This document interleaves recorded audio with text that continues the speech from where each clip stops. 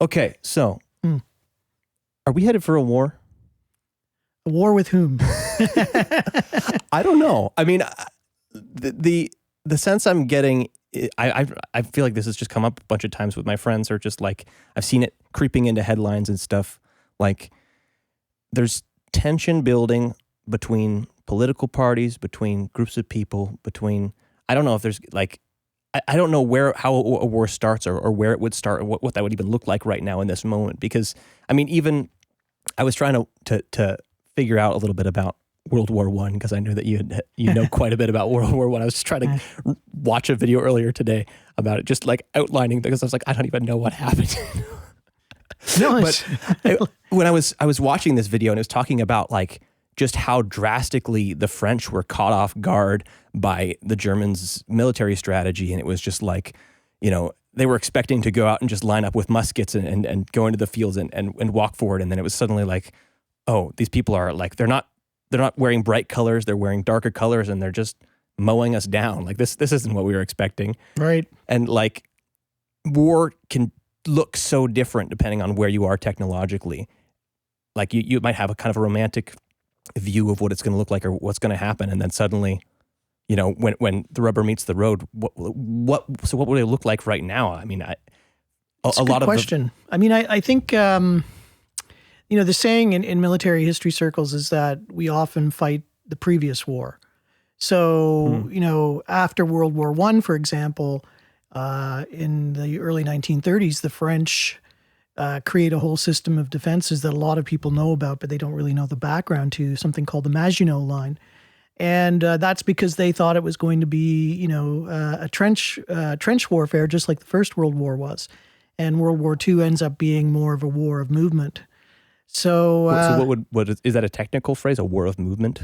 Yeah, I mean, most wars tend to be a little bit more movement than the First World War was. I mean, the unique set of circumstances that kind of lead to the stalemate on the Western Front in World War I they're just that. They're unique, really, in many respects. I mean, you have two equal and opposite forces that kind of lock. And, you know, nobody wanted it to be a war of attrition like that, but it became one. Even the Eastern Front in that same war was different. I mean, there was more movement, you know, in the Russian campaign than there was on the Western Front. The very beginning of the war, there was fluidity, and then at the end, of course, in 1918, the Germans looked like they might win. They ran out of steam, and then the Allies kind of rolled them back. And in a strange twist, the war begins and ends in the same place, actually. The same town is the scene of the first and the last engagement of the First World War. That's kind of poetic. 4 years for nothing, you know. Nice. But yeah, so that's that idea. And even in the First World War, you know, the French had this idea of their theorists had an idea called, you know, that élan was going to be the key factor. So your passion for your cause. And, you know, if you go back to things like the French Revolution, that proved to be true. The revolutionary armies defeated armies they shouldn't have on paper. But in the First World War, because of their like passion for their ideals. Yeah, they really felt that they were spreading freedom to the rest of Europe, right? I mean, they had created a republic, and the crowned heads of Europe were deathly afraid of this, and so it kind of contributed to the passion with which they fought, right? If you have an army that's not really into it, that's going to be a problem. Yeah. So, that's an interesting concept, because I mean, like, I'm thinking about our current moment, and I think despite sort of there's almost a pretense of like anti-religiousness in a lot of like the way we're approaching politics. We're kind of pretending that we're all just following the science or whatever, but people are still following their values and following what they think is right and following what they want to do intuitively and axiomatically. And there, I don't know, when I look at sort of the narratives that are being driven by both sides of, you know, the political spectrum right now, there's very much a sense of morality, or of a passion for like, those guys are the evil ones and we actually need to take care of them and we need to rid this evil thing. Like I see conservative magazines talking about like Antifa and just kind of painting the entire left as like this hate-filled group that just wants to destroy civilization, wants to destroy the government, or not even destroy the government, is that they want to use the government to destroy everyone's freedom or something like that. And then I see similarly, I particularly like this news app. I think it's called Ground News, but it kind of just collects a whole bunch of different news articles from different political alliances. And it's just interesting seeing kind of the parallelism, because I think on the same side I'm seeing like, leftist papers or leftist news magazines kind of similarly doing that to the right and looking at it and saying like, look, everybody's alt-right. Yeah. Everybody's, kind of violently wanting to, I mean, even looking at a situation like what happened on the 6th of January, I think, right? Mm-hmm. Where like, there's a lot of people there with a lot of different intentions to do a lot of different things. And I see the right painting that as like, well, look, that's not us. That's some crazy bunch of people. And I see the left pointing and saying, look what the right did. Look, the right's ready to violently attack and destroy us all. Yeah. And it's like, is that, I don't know, is that one of the prerequisites for a war? Is that Yeah. how do we not get there anyways? Well, again, another excellent question. I think to go back to your original question about is there going to be a war, I think you're right. I mean, I think you've identified a key problem, is that when we no longer see other people as fully orbed human beings, with nuance, and when we speak in terms of monoliths, and we characterize the other side as the enemy or evil, I think then we're part of the way down the road to more easily engaging in warfare, right? It's hard to kill someone when you think of them as like yourself. Person, yeah, as a person, right? If you think of them as vermin or as evildoers, that it's much easier to do that. And it's interesting you say that. I mean, reflecting now, it's with the benefit of hindsight, of course, but there were a lot of people who reflected after the First World War and said, somewhere around, I think it was Virginia Woolf who said, somewhere around 1910, there was just something that happened where people became much less accepting of other viewpoints, much less tolerant, more provocative. I mean, yeah. Now, I don't think there's any special reason necessarily that 1910 was the date that she picked. But there was a Canadian historian named Modris Ecksteins who wrote a book that I always liked called Rites of Spring. And he talks about in 1913, there was a performance of Stravinsky's Rites of Spring. Oh, right. I've heard of this. And Diaghilev and his ballet people came to Paris, and they deliberately flouted all the traditions of ballet. And so they did this performance with the Stravinsky music, which itself was provocative. And there was a riot. There was actually a riot. Right. So, for us today, well, no, not for us today, maybe us 10 years ago or 5 years ago, we'd say, what's going on there? But it seems that everything today, from wearing a mask to what kind of art you like to, everything becomes a high stakes game that, you're all or nothing. You're with us or you're against us. So I think there is a parallel to be drawn.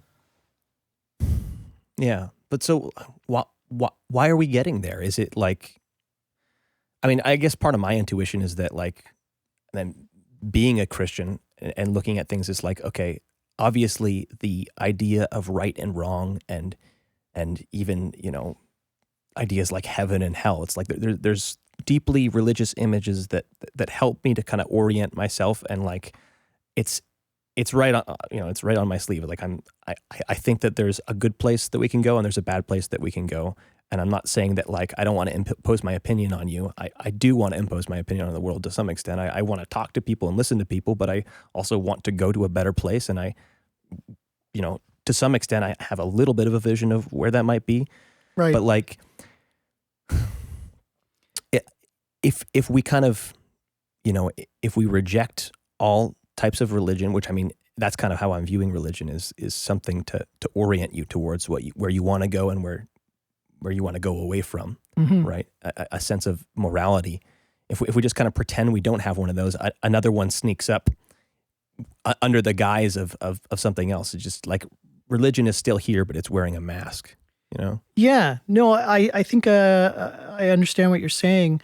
I tend to use the phrase fundamentalism, that there are fundamentalisms of all different stripes. That there are some people who are atheists, and are very strong atheists and are very convinced atheists and very intolerant atheists.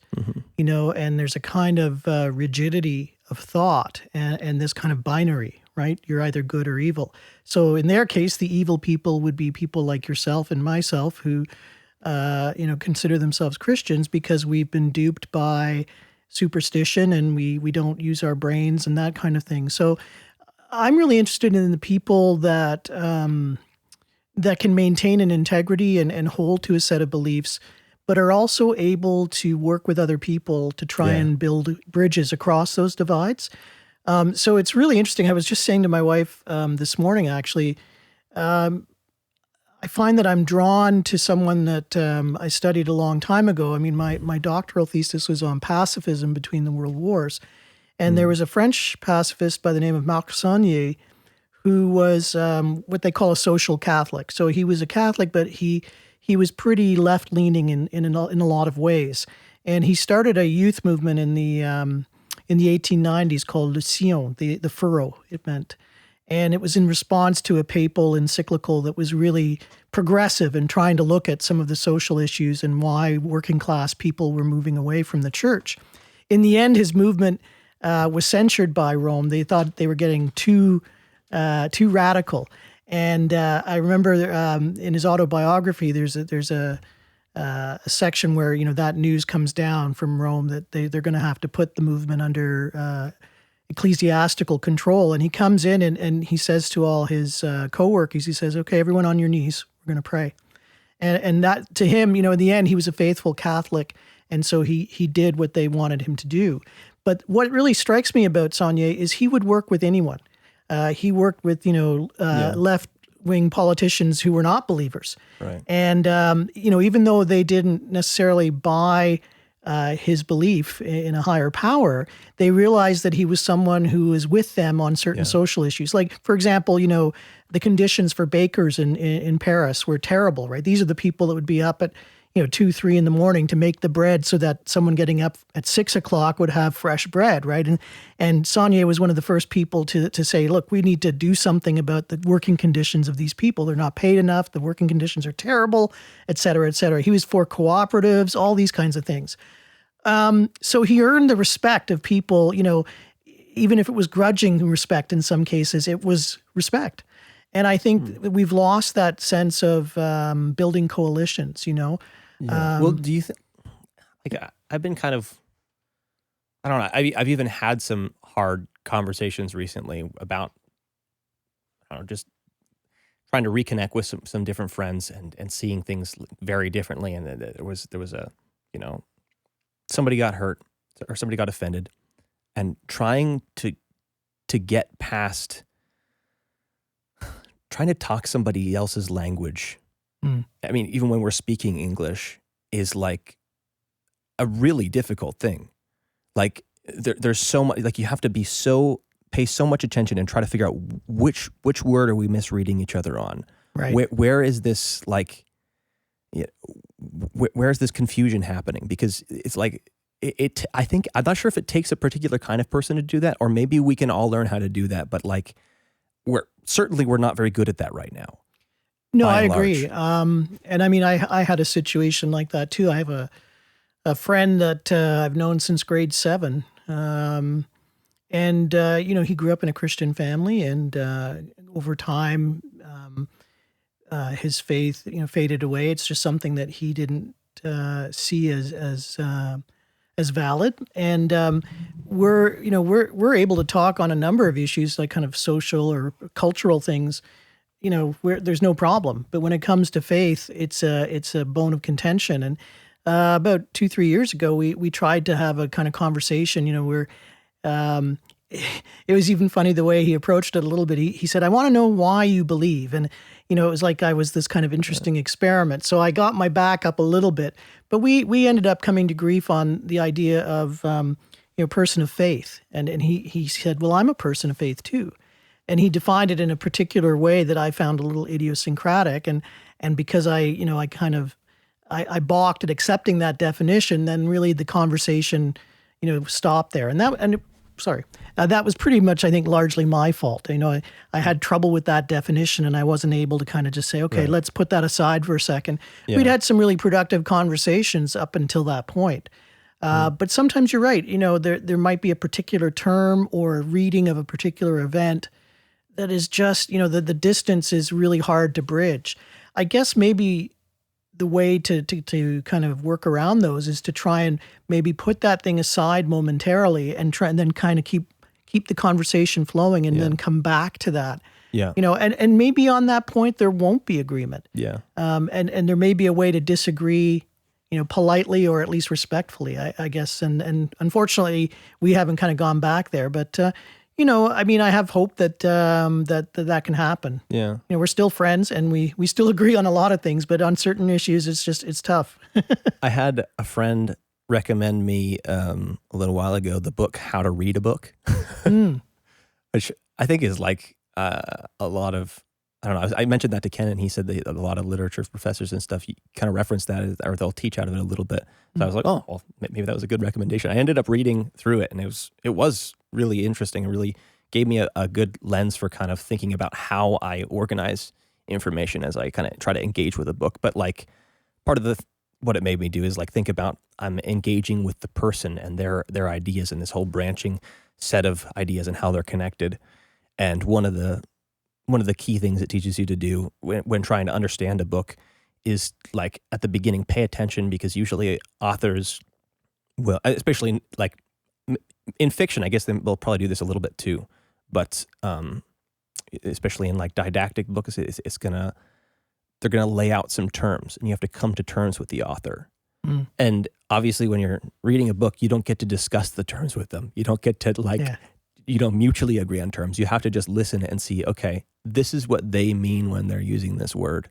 Yeah. And then like for the whole rest of reading that book, you don't get to just get mad at them for using that word that way. It's like, well, they already told you what they mean by that. It's been established, right? Yeah. And like, I don't know how much do you need to, I don't know, like in that conversation, can you get past just like, say, okay, that's what you mean by this word, so can we move on past there? Or like, it's hard because you're both going to describe each other or describe things with a certain word, and if you're not on the same page about it, yeah, I mean, I guess it depends how central the term that is the flashpoint is, right? I mean, if it's peripheral, then it's fairly easily disposed of. Yeah, or but if it's choose central, a different word. Yeah, and if it's central, then it becomes more difficult. I mean, we're still friends, so I mean that says something. But yeah, it is hard to have those conversations sometimes, and also on both sides, right? I mean, if it's a really open and frank conversation, I might be challenging your views, you might be challenging mine, and in both cases, you're posing questions that actually cause the other person to really examine their assumptions, and that can be uncomfortable. And I think one of the things we talking about the world we live in today, I think people are not comfortable examining their own assumptions and possibly saying, you know what, I'm a little weak on this point. And I think it sounds like from the conversations that we've had, previously, that you're really open to that. And I think that's a prerequisite to having really deep conversations and actually, going a little further is saying, hey, I'm willing to accept the fact that I may be a bit weak in this point, or whatever. Like, it is. I think that's probably, I don't know, like I'm trying to figure it out because I recognize to some extent I'm kind of not ordinary when it comes to that, and it's not like due to some education or something that I happen to have, or like it's just like some people's personalities, they have more of a threshold for disagreement. Like I like talking to people I disagree with, right? But that's not everybody likes to do that. Is it just like, does everybody just need to be more like me? I don't think so. I'm trying to figure out how much. Well, I mean, you said like there's a problem with fundamentalism. I'm not sure if it actually, like, I think there's probably a lot of people out there that it's not, it's not their temperament, not their personality type or whatever, to be out in the trenches all the time, thinking about the trench warfare. I don't know, it's in my head, but like it's not everybody can take that much war in a conversational. It's like people like, and I don't feel like I even should expect that of everybody, but I'm trying to figure out how to work through it anyways. Like I think tribalism, though it can lead to some bad things, it's like it's almost necessary. I don't know. I'm trying to figure it out because like you need to have a community that it can exist in, and you don't have to constantly be reestablishing terms and wondering whether or not you're on the same side. You need to have a sense of comfort of like, I'm aligned with these people and they know me and we're speaking the same language and whatnot. Something you might want to look at. I mean, what you just said kind of jogged my memory.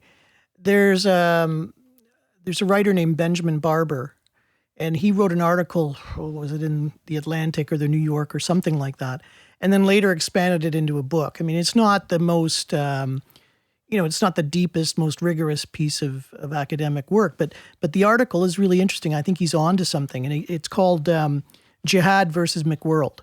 And it compares this idea of the tribalism that you've talked about versus a kind of cosmopolitanism.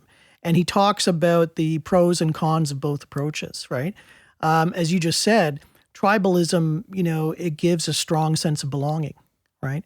But it does tend to lead to a kind of demonization of the other, right? Right. And McWorld, you kind of regress to the mean, and you get like, remember when you mixed all the paints as a kid in kindergarten and you got this, you're like, how did all these beautiful colors end up with this kind of grayish, brownish? That's a great analogy. Yeah. So he talks about that, and he gives both the pluses and the minuses of these two approaches. And I found that it was a reading that the students could grasp fairly easily, and it led to some interesting conversations. Did he come to any conclusion? Like, it seems obvious, like that, you don't want to mix all the colors together, but you also don't want to, like, keep all the colors separate. You paint a picture that's just blue and it's not a picture. You paint a color that's just all the colors and it becomes nothing again.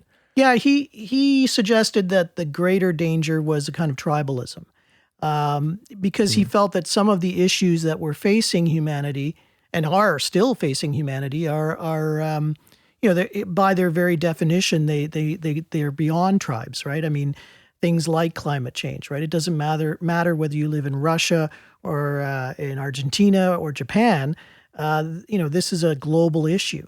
The idea of people wanting peace, that's another thing that transcends. I mean, apparently humans want peace, but we seem to do a terrible job of attaining it. Well, I mean, that peace is like, that's an easy kind of touch point to like say, everybody wants world peace. But I mean, I guess I think probably everybody just doesn't want bloody warfare. I think like I don't want peace even right now. I don't want peace between my brother and me. I want to be able to disagree and to push each other on things. Mm-hmm. I don't actually want us to just be not having a sense, like I think that's even sort of the part of the point of a conversation, or the point of interacting with people, the point of listening, is that you want to find a point of contention and see if you can work past it, see if you can make some progress. Like, progress is something that's like, that involves there being something that's not as good and something that's better. And you have to, it's like, if two people have two different opinions on a subject, they got to go to war on them. It's just that, obviously, the word war, that's like a violent word. But I mean, it's okay. The war has given us all kinds of analogies. I mean, the First World War alone, you think of things like no man's land. Right. You're in an entrenched position. The F word was popularized during the First World War. I didn't know that. That's there's all kinds of, actually, chatting. Look that up, Evan. the word chat is another one. Really? The East Indian soldiers, the colonial soldiers, they would see the Brits, having a cup of tea together, and they were delousing each other. And the word for louse in Hindi is chat. Way. And so that's where, there's all these interesting little things. The First World War has contributed an awful lot to our vocabulary. But no, I mean, I think it may be that you and I disagree a little bit on that. I mean, I think that maybe I misheard you, but the way that you were kind of characterizing progress was that it made it sound very competitive in the sense that there's a winner and a loser, right? And I think that's part of the problem. If you can have a truly open conversation, and maybe disagree, of course, but if there's no sense of somebody being a winner and someone being a loser, but rather you work to a point where people say, oh yeah, actually you were more right on that than I was. I can see these points. If it becomes a kind of all or nothing kind of situation, right. then people if the stakes are everything. Exactly. Yeah. No, and I think, I've heard this quote a couple times that I've been thinking about it. Is just like, yeah, that's the idea is that you don't want to identify too much with your ideas because they're not you. You're something that can become a lot of ideas and can house a lot of ideas. And what's the quote? The reason you have words or the reason you have ideas is so that way they can die instead of you. Yeah. Yeah. I mean, I think the people who are really successful leaders are people that are able to shed ideas if they're not working, or if they, growth, right, is part of the equation too. So I think that accords with what you just said. I mean, something that worked 20 years ago quite well might not work anymore for whatever reasons. It might be just a gradual evolution, or there might have been some kind of watershed moment that just changed the game completely, right?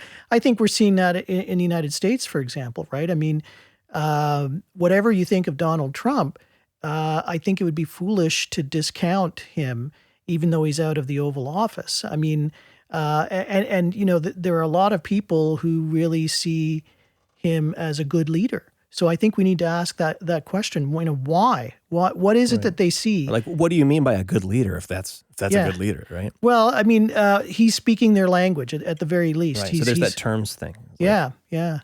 So, sometimes we dismiss a phenomenon because we don't like the most visible head of that movement, or we don't agree with them, or we think they think that there's something wrong with that person. But if they have a lot of popular support, we need to kind of come to terms with that and say, okay, why is this the case? There are reasons why this is resonating with people. Yeah, I think of it's a good example. I think of somebody. I used to love watching Tony Bourdain, Parts Unknown. Do you know he's a chef. He started off as a chef, and he gradually was doing cooking shows, and then he was doing kind of travel shows with cooking and culture. And he ended up his show was on CNN. Yeah, and it was a fascinating show because he would always kind of get deeper into the culture that where he was going. He might be in Colombia or in Peru or in Morocco, whatever it was. And one of the last episodes that he did, I think it was the last season before he died, committed suicide actually, was he was talking about, I think he was in Virginia, and he was talking about people who voted for Trump, and he was not a Trumper at all.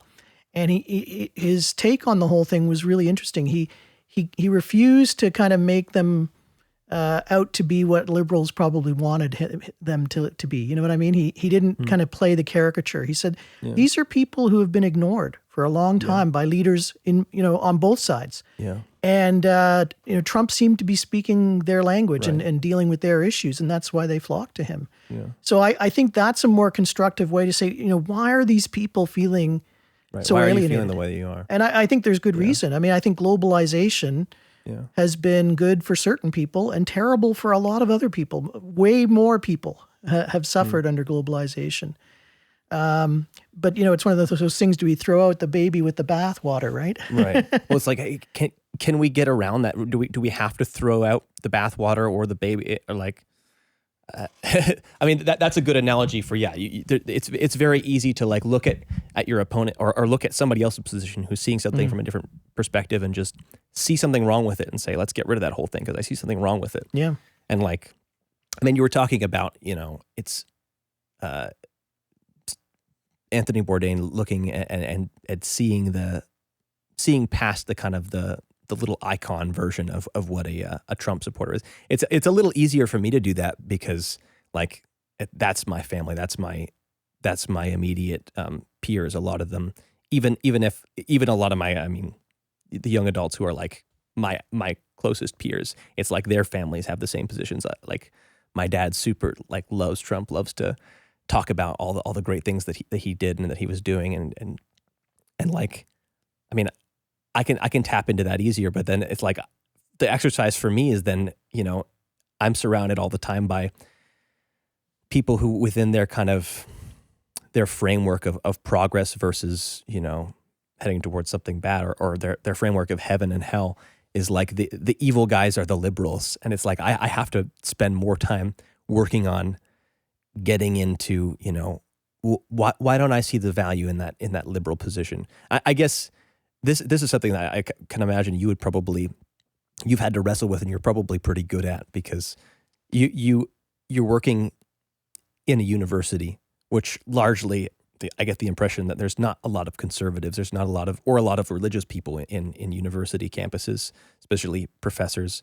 How are you working on that translation problem? Like, yeah, it's a great question. I think it's a work in progress. I think particularly during the last 4 years, I think it was easier for people on the progressive side to make large leaps and to characterize people in certain ways, right?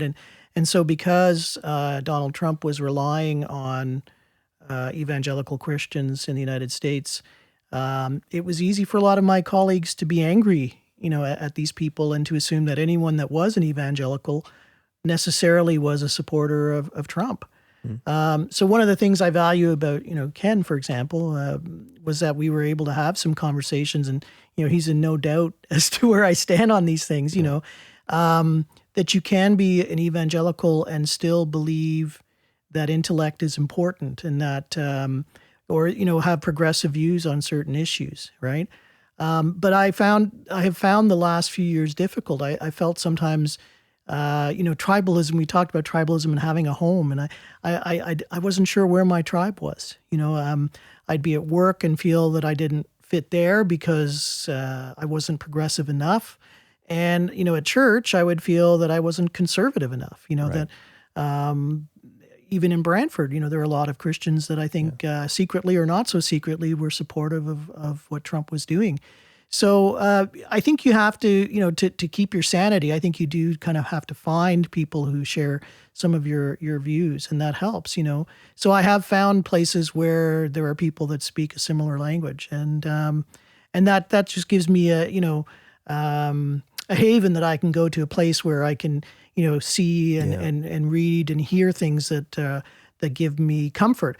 I don't want to be always in that place, because then we end up in I think we talked about this when we first met, is you don't want to end up in an echo chamber. And that's one of the things that I think is really dangerous that's happening today, right? I want to be talking to people that have different views, but I think it's kind of like the issue in Christianity of solitude and fellowship, right? You need both. You need to have Christian fellowship. You need to be with other believers, as iron sharpens iron, all that stuff. Sure. But you also need solitude. You need to have time where you can just meditate, where you can just be quiet. And so, I kind of feel that way on this issue, that, I need to have time with people who are like-minded, but I also need to make sure that I'm not neglecting being out there in the world and taking positions that sometimes, may not be the majority position. Right. I have to do what's right for me rather than, doing this all the time, which seems to be what some politicians do all the time. Right. They're always kind of, they sort of the populist position. Yeah. They take a poll before they do anything. Right. In the morning, should I have tea or coffee? Well, what do the polls say? Yeah. And I think that's another thing that frustrates people. Right. I mean, they just say, well, that's one thing about Trump. I mean, you can't argue that he lacked conviction. Right. Margaret Thatcher back in the 80s, same. I mean, I was not a Margaret Thatcher fan, but you cannot accuse her of being mealy-mouthed. It's kind of a weird dynamic, too, because I think part of the reason, that he probably rose to so much acclaim and he really, people started getting behind him was that you said, like, he had an opinion and he wasn't going to let anybody tell him to shut up. Yeah. But I think maybe part of the problem with him is that, once people started flocking behind him, and he had this, whole group of supporters, I think he liked the fame a little bit too much. And obviously, that's an easy trap to fall into. Yeah. I mean, I see the same dynamic developing in musical artists and in YouTubers all the time. It's like, as soon as you get this huge flood of people that like you and that would, that are giving, I mean, especially if they're giving you money or they're giving you acclaim, it's like, you don't want to lose that. Yeah. That's exciting, and that can feel like, especially, I don't know, maybe in just the dynamic where we consider that to be like the primary metric of success. How many people are on your side or in your camp, are your followers or are your whatever, right? And so once you've got that, how do you, because like, when I was talking to Ken about Trump, he's like, Trump's totally a populist. And I was like, what? But I mean, I could totally see that dynamic. That pops up too. It's just like, now he has all these people that love him, and so like, how is he going to keep them there? Yeah. And then it just becomes like, I don't know. It's how do you find that line between being principled and being brave and standing for your ideas, and also standing up for your team, or I guess trying to. I mean, I guess that's just the problem of being a good leader. You have to be principled, but you can't also be utterly closed to the ideas of the people you're leading. Yeah. No, I think you're right. Honestly, I probably err on the side of keeping the peace too much. It's really easy to be a peacemaker, to put it positively, or to be craven, to put it negatively. I haven't heard that phrase before, craven. Just to be a bit scared of sticking your head above the parapet. I mean, I think that's one of the things that really struck me about. It's still ongoing, right? I mean, there are people in the Republican Party who deep down know what Trump did and how close, we came to a kind of revolution, right? But they're unwilling, because of the consequences they would have to pay or face. They're unwilling to say it. I mean, one thing about Mitt Romney is, he's spoken up and said, I don't agree with President Trump, and here's why. So there is a cost, and sometimes it's just easier to go along with the majority, or go along with, the decision that you don't agree with. Mm-hmm. But I always think of that because the bang you get for that buck is that you get to be part of something. Yeah, or even if you don't agree. I mean, I always this is an example. I do this all the time. One of the courses I teach is German history, right? And people always say things like, well, how could the Germans have let, Hitler do what he did? And I always say to them, look, there's 30 of us in this room. For example, let's say the class was 30. Yeah. And I'll say, okay, if the 30 of us were in Nazi Germany in, say, 1936, probably 5 or 10 of you would have been in the SS and been right in there and, been gung-ho Nazis. And, maybe 3 or 4 would have been in the resistance, taking a real risk. The majority would have been going about your daily business, keep your head down, don't cause any troubles, don't, and that's human nature, right? Yeah. I mean, we too often don't want to rock the boat until it's us that's being come for. The famous line, first they came for the trade unionists and all that. It's easier to react when it's your own situation. So I always respect people that step up, when it's not their fight necessarily. So I'll give you an example. A couple of years ago, you may remember the Liberal government was trying to tie funding for summer students to a declaration to do with reproductive rights, right? So anybody that worked, any Christian organization that was in favor of, not in favor of abortion, for example, might have their summer positions endangered, right? And I was really impressed. There was an NDP MP, Christopherson. Is it Michael Christopherson? I think he's from Hamilton in that area. Okay. But if it'll find it. Yeah. But he I think it's KRISTOFF. But he spoke up and he said, look, I don't agree with these people. But I respect their right to have their own views. And we can't just make a rule that says if you're from that tribe, you don't get any government money. So it is possible to stand up for, and I think that's an important point because, once you start saying that certain things are, beyond the pale, the tendency is to have more of those things, right? And then pretty soon, unless you think in a particular way, you're pretty soon you have that jumble together of all the colors that isn't anything. Exactly. Again. And if you dare to, move outside that, there are consequences, right? Dire consequences.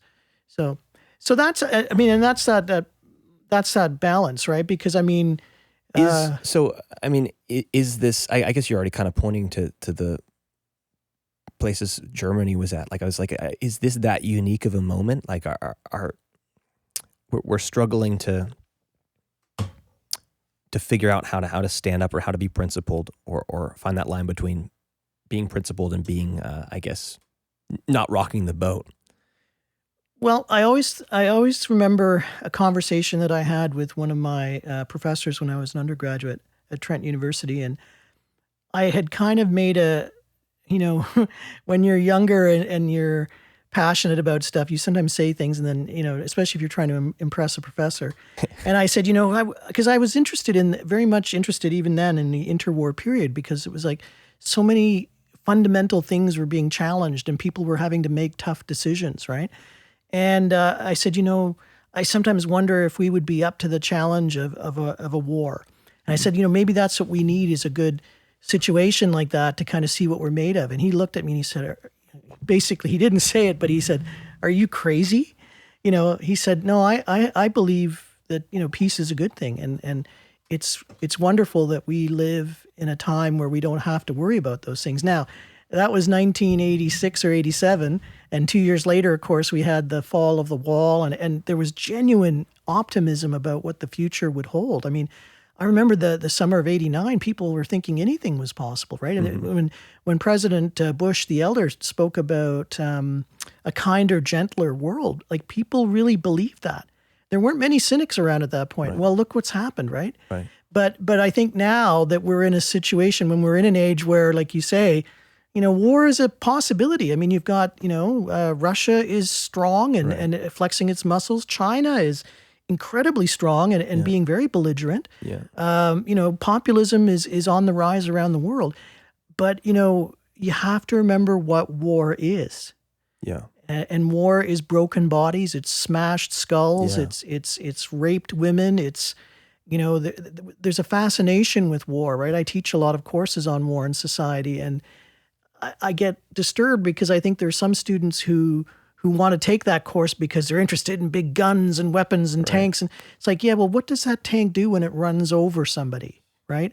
I always think of those things, and so war is something to be avoided unless it's absolutely necessary. But how do you avoid it? Like, you said that you tend to err on the side of trying to prevent there being too much conflict, right? But like, I guess the fear I have is if we don't work through conflict on a lower level, eventually it's going to just explode right out the top, right? Like if we can't, like, I mean, even that expression, iron sharpening iron, I know that's like a Christian expression, but it's like, there's iron sharpening iron doesn't happen by, gently letting the iron be real friendly with each other and just being, it's like, that's almost a violent action. It's like, sure. in order to work through conflict or work through ideas, that we have to kind of be willing to have some level of violence. It's like, it's just, maybe that violence can be,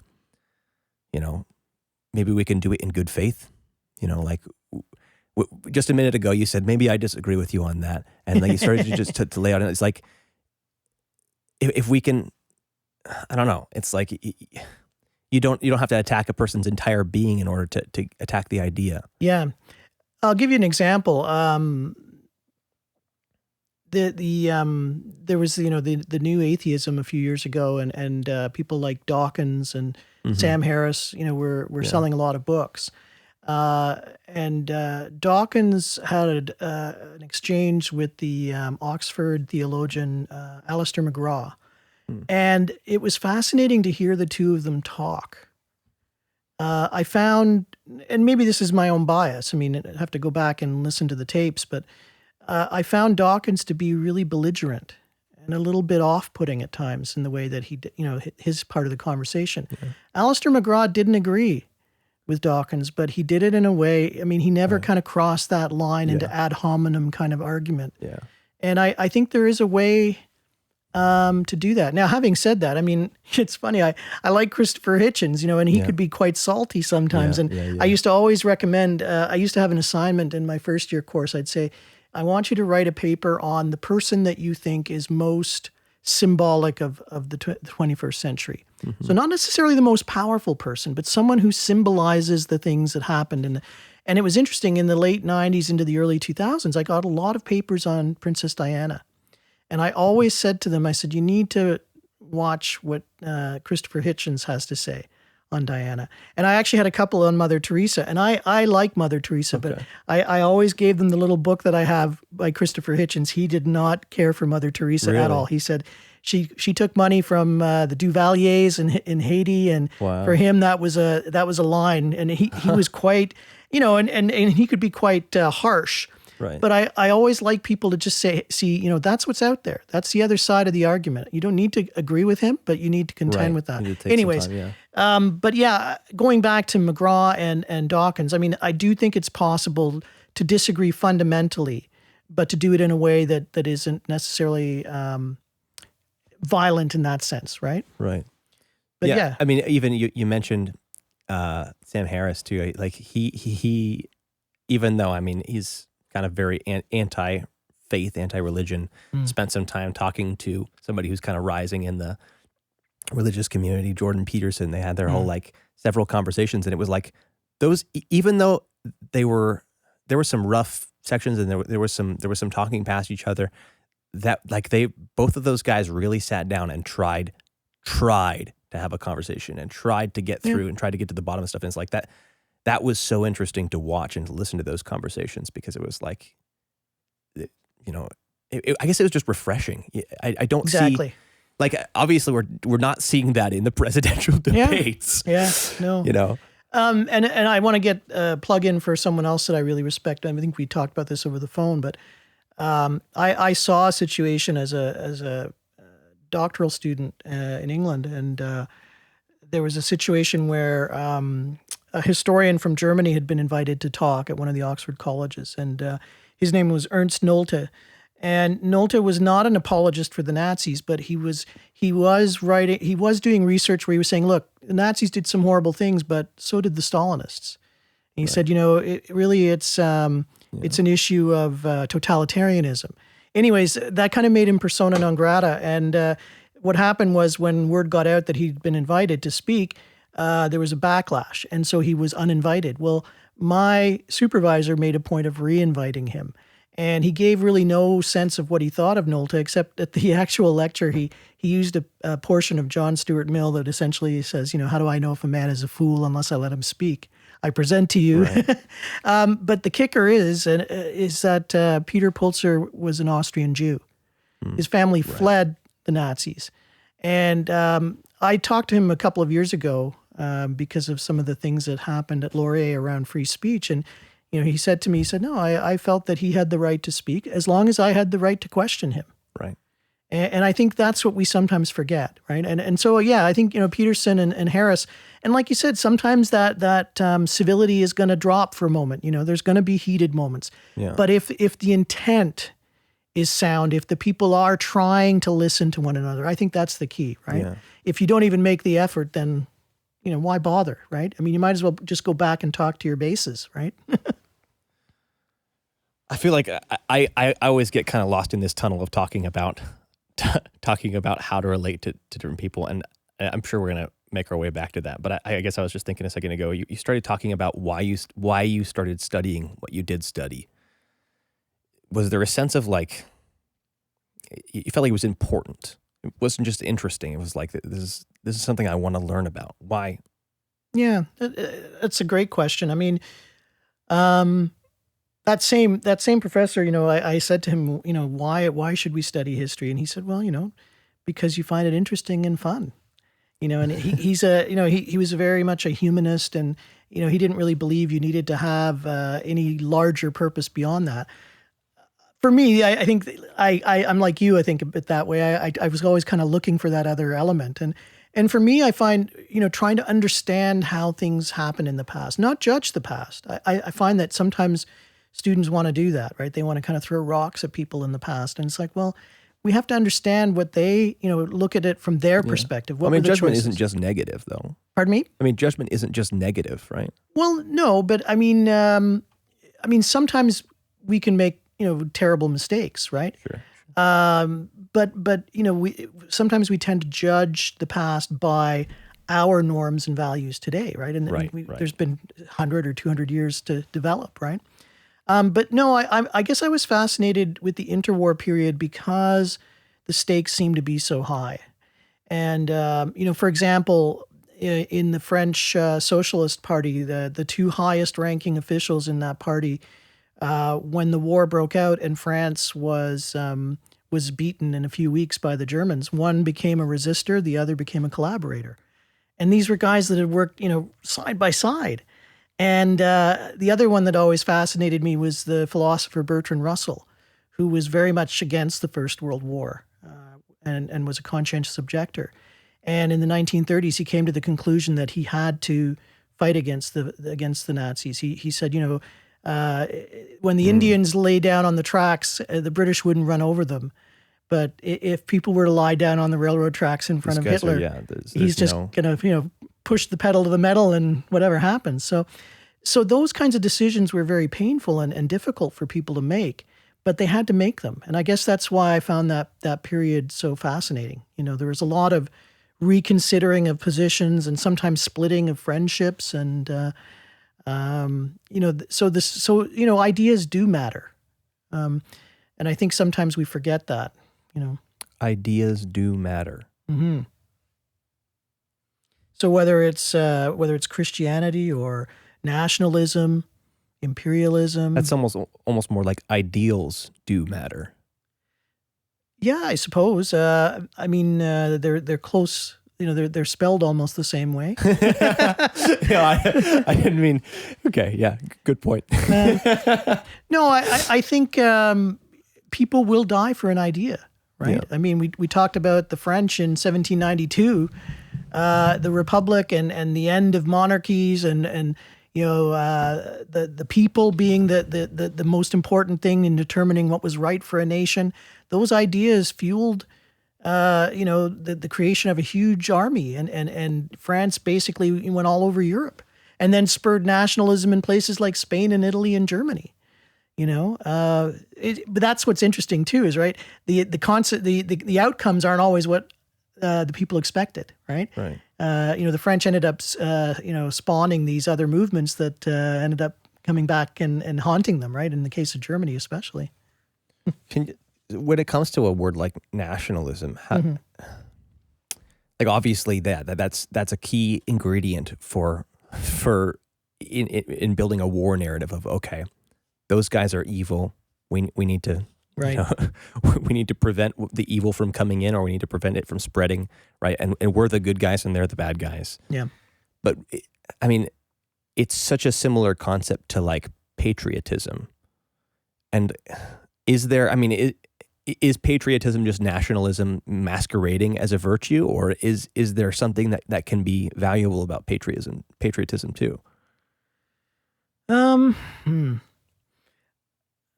I think, not to dodge the question, but I was thinking about this earlier in some of the things you were saying. I think that what needs to always be kept in mind, right, is humility. So it's okay to have a pride for your nation, but there needs to be humility. So I think Canadians are a good example of this, right? I mean, we tend to say, well, at least we're not the Americans. There's a lot of negative nationalism. And I think that's really dangerous, because I think we're not that different in many respects. Yeah. Although, the last few years has revealed some of the ways that we are different, right? I mean, when they did that Greatest Canadian competition a few years ago, the CBC ran it, the winner was Tommy Douglas, right? The founder of healthcare. And so the whole idea about socialized medicine and the strange kind of resistance that the Americans have to that, there's something there, right? But I mean, we can become smug and we have our own issues, right? I mean, if you substitute, instead of African-American, substitute First Nations in every sentence. Struggling with some of the same, you realize, issues. Oh my goodness, it's the same thing, right? Overrepresentation in prisons, alcoholism, inequity in terms of financial, economic power, all of that stuff, right? Yeah.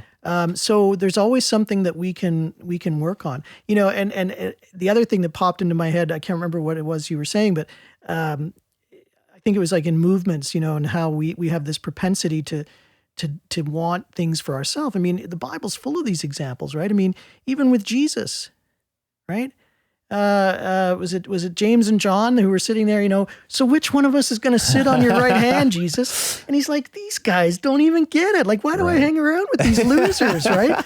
But I mean, that's it, right? I mean, you go to church and there's people that, they're on the board or, and I say that as a board member at my own church, but it's so easy for us to get puffed up, right? And I think that humility is such a great thing. Humility has been a really a touch point for me a lot, often just kind of processing like what are we missing in these conflicts? How do we work through conflicts? Yeah, it's humility, but I think I want to hear what your definition of humility is, because I think a lot of people have some people think being humble is just being humiliated or something like that. Like it could be a silly idea, but I think a classic example would be someone like Mahatma Gandhi, right? I mean, he was brave. I mean, he took on the world's most powerful empire at the time, and yet there was a humility to him. I mean, certainly the way that the kinds of things that he practiced, these ideas of satyagraha and self-sufficiency, and so it made him a more difficult opponent in a sense, right? Some of these revolutionaries, you get the sense that as soon as the revolution happens, they're going to become the oppressor, right? Just a new oppressor. Whereas, that didn't happen with Gandhi, right? I think Martin Luther King was another one. And I think, I do teach some courses that have a component of leadership involved. And I think we've got a really twisted, warped sense of what leadership is. I really, when you look at Jesus Christ, for example, I mean, wonderful leader, but he was a servant leader. And I think too many of our leaders are puffed up, or they want to win, or they're in it for their own gain. Whereas, the best leaders are people that can admit defeat, or that can admit that they don't have the right answer.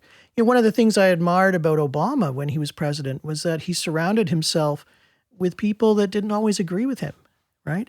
And I think that's a real indicator. If you as a leader have to have people around you that think you're the greatest thing, then it's probably, there's a problem there in terms of your own self-worth, right? You need to be reaffirmed every so often. Right. I always look at people in that situation, or like when I start to see myself in that situation, it's like, oh, that's probably a sign that I'm somewhat insecure in my beliefs, or I'm somewhat insecure in my positions. And so I'm, if you really believe it's, and there has to be kind of an ordering of like what you really believe in and what you don't believe in as much. And having people that disagree with you around you helps you to figure that out even too, and to kind of rank order your beliefs and figure out. But yeah, if I'm afraid to have anybody say anything that I disagree with or to me, then it's like, oh, that's probably a sign that that I'm not even sure what I really believe or something like that. No, I think you're bang on. And so, we talked about colleagueship, right, and what it means to be a colleague. And when I'm on a committee or when I'm in a program, the colleagues that I really value are people that can say, oh, that doesn't make sense, or they can say, no, that's a silly idea, or whatever, and then lay out why they think that, and I end up saying, you know what, you're right, your idea is way better. Is there a line though between who's allowed to say that and who's not? Because if just like, when somebody who I know doesn't get my point of view tells me that my opinion is silly, it's like, that doesn't mean anything to me. It's just like, okay, sure, you don't get it. I mean, being human beings, right? There are some people that can praise our work and will be really honored by that, right? And other people that might praise what we're doing and we're like, you don't even understand what I do. And the same thing if they disagree, right? There's some people that if they were to say, no, I think your reasoning's flawed there, we'd really listen to it. And other people we might not. So yeah, I do think for good or for ill, we listen to some people more than others. But I like to think that I'm able to, that someone can earn that respect, and that I'm not just shutting people down out of hand. Yeah, I think so. I mean, I'm amazed sometimes people come into a new environment and they immediately start wanting to change everything. I do believe that. It's not your place yet. Yeah. I mean, I think we can overdo that. I mean, in some, organizations, they make you wait forever Right. But I think, first meeting probably is not when you want to start redrawing the constitution of the organization, right? Right. Well, I guess I've been thinking about things in terms of like building a room. Or I guess, it's like if you're you're establishing a relationship with somebody. And maybe that's even earlier. We were talking about that, like people need to have an in-group because those are the people that can tell you you're wrong. Yes. That you know well enough, or kind of appreciate or can see things from your perspective enough to see, like they're not just like not misunderstanding your axioms, or they're not misunderstanding, what it is that you're after and critiquing you based on just a totally different perspective. Is like they're trying their best, or they have actually the faculties to see things more or less from your view, and they're pointing at it and saying, this actually isn't lining up. Your ideals, even your way of talking about things and your way of looking at them, your arguments aren't lining up, and you need to look at this. Yeah. Right. Yeah. And of course, in faith, right, that's a model, right, is the idea of having a spiritual director or having an accountability partner, or somebody that, someone who does share a lot of your views, but can also say to you when you're going off the rails a little bit, say, hey, Peter, I'm not seeing the alignment here. And there's the respect there for you to say, well, if Bob is saying this, then there must be, I need to look at what's going on.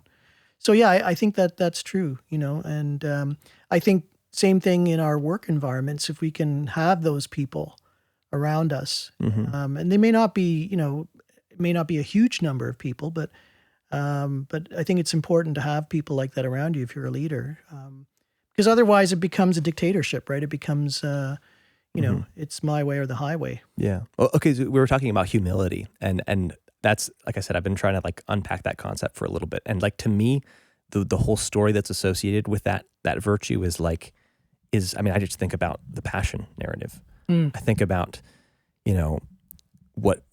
what's happening there. Why is that an important part of Christianity? I mean, part of it is, for a lot of evangelicals especially, is the kind of like is the idea that Christ paid for our sins, and so now we're free. And that's, that's an important angle. I think I'm still kind of processing what to do with that. But the part of it that really lands for me is looking at that story and seeing Christ is teaching me how to live, and how to live is to die.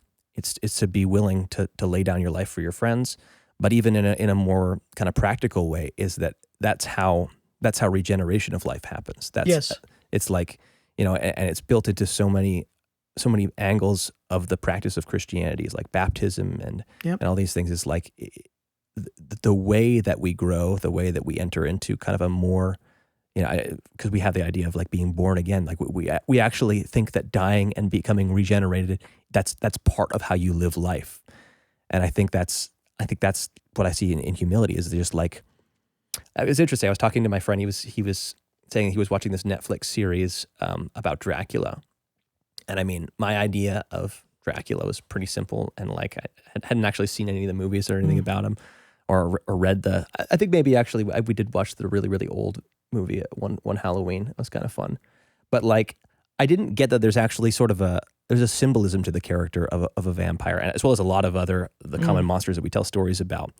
But like, within this Netflix series, they really unpack this idea that the problem with Dracula, and the reason he's a monster, isn't because he wants to steal everybody's life or anything, or just like, his problem is that he doesn't want to die. And he's not willing to die. It's like, that's the reason he's immortal, is because he's not willing to die. And it's like, immortality in your current state, that's a bad thing. Staying the way you are forever, that's really scary, because you're not the way that you are. If you don't change at all, the trajectory you're going, if you just exactly repeat your life exactly the way, even in really simple terms, if you just like, if you were to just keep going to work and living your life exactly the same pattern. Groundhog Day. Yeah, well, I mean, there's that, but I'm saying the world around you is changing, and unless you respond to it, you're in deep trouble. Even as, like I was saying, it's just something as simple as like having to deal with the current moment of like of figuring out COVID. It's like, if you were to just keep going to work and wearing the same thing and not wearing a mask and going to work at the same time when businesses shut down, or when and didn't change your pattern, didn't change your lifestyle at all to respond to the situation, you'd be screwed. Yeah. You'd run out of food. It's like you actually have to respond to the world around you because it's changing. And so your current pattern of life has to die if you're going to survive. Yeah, I think that's, I think a lot of I agree with what you've said about Christianity, right? Fundamentally, it's about dying, and it's about a lot of little deaths too, right? Like, right. Am I going to be insistent on getting my way with my wife? No, I really shouldn't. That's a kind of death, right? Yeah. Do we have to have steak again, right? The analogy that I really like is, if you think of what farmers do, right? The plant has to die in order for new life to spring up, the right? The seed dies. Exactly. Even the imagery there of it being buried, too, is great. Yeah. And I think you could probably come up with all kinds of, there's all kinds of different analogies that are suitable. You think of salmon, right? And spawning, and how a salmon just, incredible journey to get back to its original spawning grounds. And it ends up, working itself to death to be able to lay its eggs in the original spot. And then it dies after? Yeah. I did not know that. That's crazy. Yeah.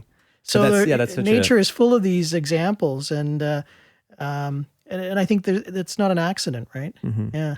So I guess what I'm saying is I think maybe humility in its most good setting, or when it does the most good, or maybe what true humility actually it's not just being dead all the time, because obviously if you're dead you're not doing anything. But it's knowing when to die.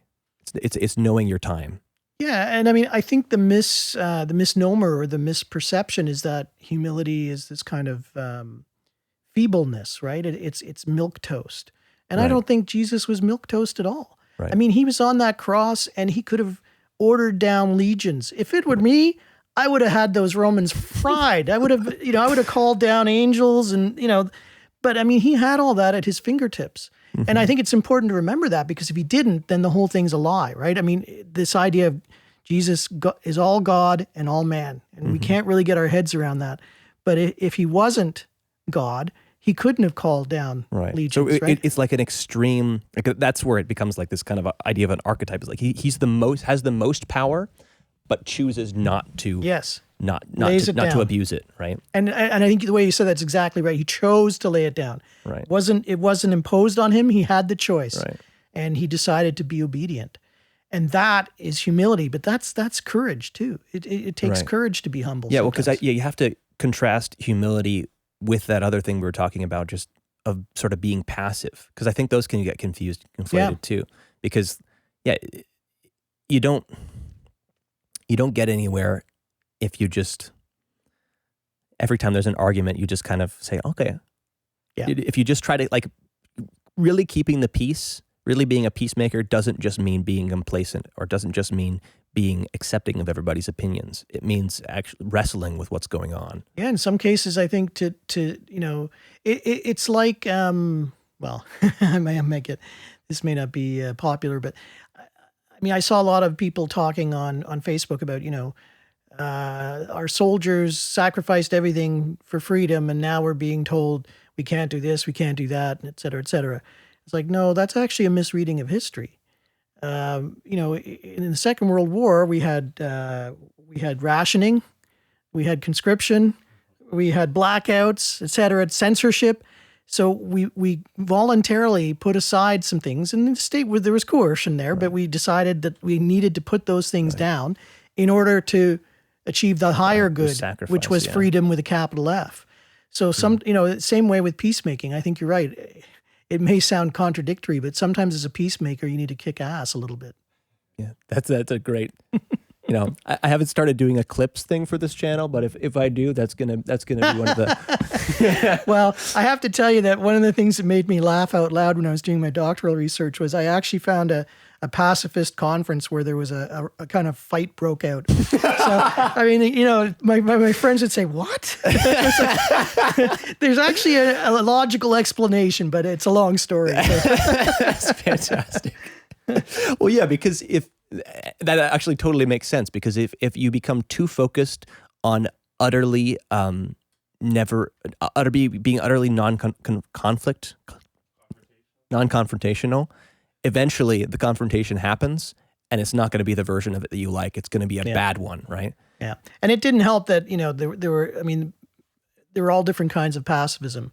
And particularly the British and the French had different definitions. I mean, the British pacifism tends to mean absolute pacifism, like the Quakers, you never take up arms, where the French never really had, they would talk about different types of pacifism, they would qualify it, but that most of them were people that would go to war under certain circumstances. So, they never quite, they were kind of talking past each other a little bit, but anyway. Okay, well, I actually want to ask you specifically, I wanted to see if you could maybe just kind of tell a little bit of the story of that back and forth between pacifism and, wanting to fight in a war. But before that, I was just thinking about, we were even talking about this before we started recording, you were talking about, being an academic is supposed to be about being a group of learners. Mm-hmm. But you said that's not always what's happening. You said that there's a glitch that's happening somewhere. Right. Well, I mean, the roots of the university, of course, go back to medieval times and to the church, and but it was always, conceived in the early days as a community of people, right? A community of learners. And I think, to varying degrees, it is or it isn't now. It really depends on where you are and what school you're at and what particular department you're in. There's a lot of forces that can work against that. The kind of thing we were talking about, I mean, tribalism is one, right? Rigidity of thinking, competition in some cases. I mean, it depends on where you are, but sometimes, research money is limited, the dollars are limited, and so in some senses you're competitors for, an ever dwindling kind of budget. But it is possible to have real community too. I think we've been lucky at Brantford. One of the things that's been interesting is that I do think there is a sense of that our research, our work needs to be tied into the community. And I think that comes from when we first opened. We were so small, and the city was so enthusiastic and so supportive. I mean, in the early days, there were a number of buildings that the university got at a very good, reasonable price. And they had to, adapt them and refurbish them. And so that became a really good symbiotic kind of relationship where the university was helping to revivify and resuscitate the downtown. So a lot of us in those early days, certainly I remember when we had the ceremony and the original two of us, Dr. Warwick and I, Gary Warwick, we looked at each other and we could see how much the community had invested in this enterprise, and we really felt a responsibility to try and build something that was responsive to the community. So I think that's carried on. I mean, a lot of my colleagues are really committed to that. They do work in the community, whether it's, I'm trying to think. There's all kinds of great examples. I mean, the university has user experience design program that has a lot of links to various organizations, both corporate and nonprofit. The criminology program is really tied into a lot of different organizations as well. There's a social justice program, both at the undergrad and at the graduate level, and a lot of individual researchers who do community-based research, Right.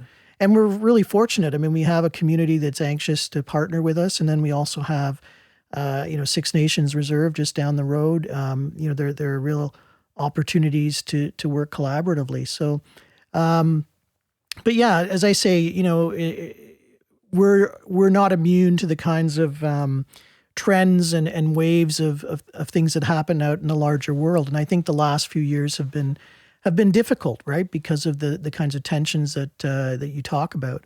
Right. The challenges. You were saying you have all these different programs that the school is then associated with. So there's sort of an obligation to make sure you don't step on the toes of all the programs you're trying to hold up. And is that, I don't know, we were talking about populism earlier. It's like, is that obligation to, I guess, almost to your patrons, is that Is that what gets in the way of learning sometimes?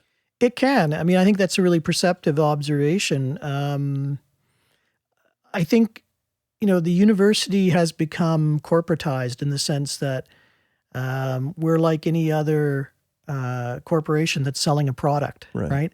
Yeah. And that's because of the decline in government funding. And so we've had to get more and more of our money as a percentage of what we need from the students, right? So tuition went up. And so now students begin to feel like consumers, right? Because they've paid an awful lot of money. Give me the paper and then that'll get me a job, right? And so we have to advertise more, and we become, the Ontario University Fair, where grade 11s and grade 12s go to check out the different universities. It's like a trade show, and we all hawk our wares, and we give out pens and little goodie swag bags and things like that. I mean, I'm so cancerous to me, man. I was reading. Ken suggested I read this book by Mark Knoll called The Scandal of the Evangelical Mind. Have you heard of that book? No, he mentioned it to me, yeah. So I started reading it. I haven't got through the whole thing yet, but he started talking about this key moment in the United States history, or the church. I think it was even in maybe the late 1700s. But I think it all had to do with kind of the conversation around separation of church and state. Mm-hmm.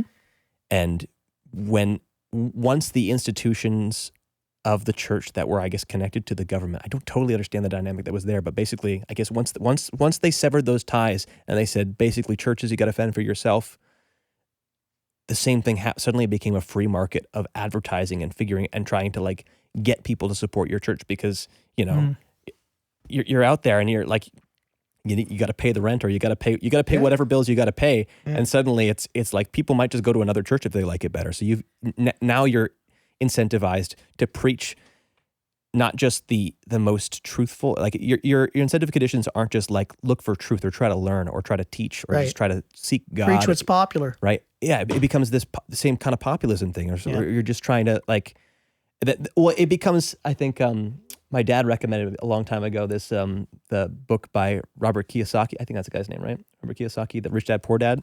And he makes this key point that like, when it comes to books that sell, always the people who wrote them, they're not called the best authors. They're called the best-selling authors.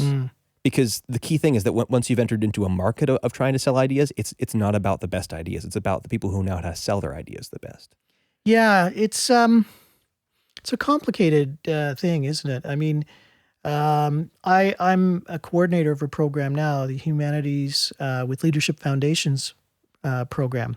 And even that name, is a reflection of the tensions between different programs. And, whatever we think of the idea, there are always sensitivities. If a program starts teaching in a certain area and another program comes along and is kind of, right adjacent, there's that nervousness, right? We've been doing this. So in one sense, I don't believe that any one program owns things like human rights or nationalism or identity.